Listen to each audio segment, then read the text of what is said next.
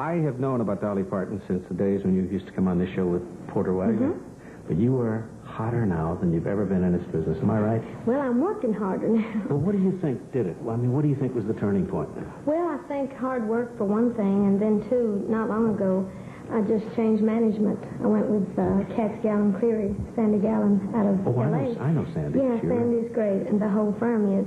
And they have just really taken an interest in my career, and they're just really trying to promote the things that they believe I want to do and believe I'm capable of doing. So I'm enjoying it. I love the fans, so I should. I've been with them for about 4 months. I've been home 8 days in 4 months. 8 days in 4 months?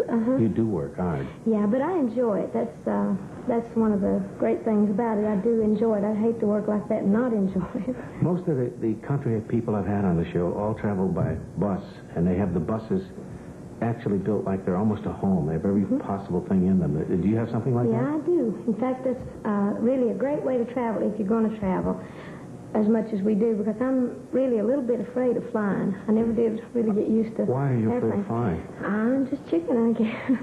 Well, being from the country, my daddy always said he didn't want to be any farther up than pulling corn or any lower down than digging potatoes.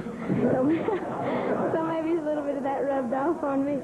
That's very practical. I never heard that, but that's exactly the way I feel about flying. Yeah, I do it, but for the convenience. But I do love the bus. I have a little bedroom of my own with hot and cold water and a little bathroom.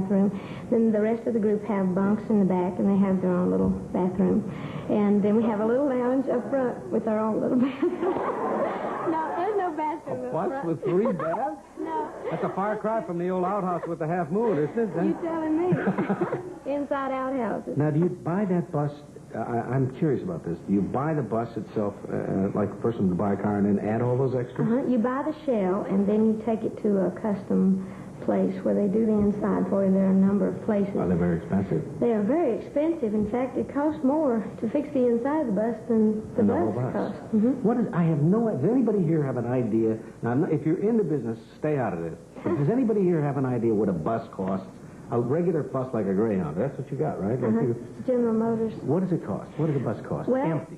When I got the bus, which it's about 3 years old now, it cost $60,000 for the shell. Yeah, but that's not so bad for the shell. But I think it's probably cost $50,000 or $60,000 inside by the time you get stereo speakers and the whole works. And the 3 Johns, too. I only have 2. I was only kidding about the third one in the lounge because I seem to be laying real heavy on the fact I wanted everybody to know we had a bathroom. That goes back to all those years when we didn't have an inside bathroom, so I'm proud of it. You wanted badly to be a Nashville star, didn't you, when you were a little girl, probably? I heard that you sang before you talked. Is that true? Well, that's what my folks say. And when I was 5 years old, I started writing songs, or making up songs. You wrote a song when you were 5? Can you remember any of them? Well, there was one song I wrote about a little doll I had. You know, I'm from a family of 12 kids, and we were just farm folks. 12? And where are you in the 12? Well, I have a sister and 2 brothers older, and there's 8 younger. And we didn't have store-bought toys.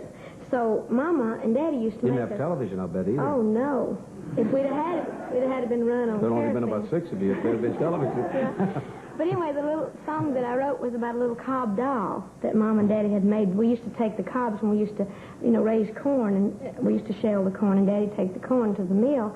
And with the cobs, we made toys. So I had this little doll, and I was very proud of it. And I named it Little Tiny Tassel Top because Mama had put the little corn tassels back on after they dressed the little doll up. So I wrote a song about that. I don't remember exactly what it says now. I have it down, but it's something like, Little Tiny Tassel Top, I love you an awful lot. Big brown eyes, let's see, no, cornstalk hair and big brown eyes, how you make me smile, because Mama had... At age 5, that's pretty damn good. Oh, I had a birthday. Oh, come on, that made no sense. That's good. That's terrific. That was just a little kid song, but I used to write a lot of serious stories, even as early as 5 and 6 years old. I used to hear my parents talk about relatives that had been in the war, being killed and crippled in the war. So I used to take all that stuff very serious because I was very aware. So I used to write all these morbid songs of just things out here and talk about. Goes to show you don't talk about things you don't want your kids to hear. Why are, Dolly, now that you brought it up, why are so many of the country songs, in fact, I'd say better than half of them, are very sad songs? Well, I don't think they're all sad, but I think country people experience a lot of sadness, and they are there just in a silent, quiet place, and they have to feel their sorrow, where like city people can get out and go clubbing and drinking and go out and do, not that you all do that. That's right. But I'm just saying, You got it. you are Peg's there. right. But We're all hung over right now.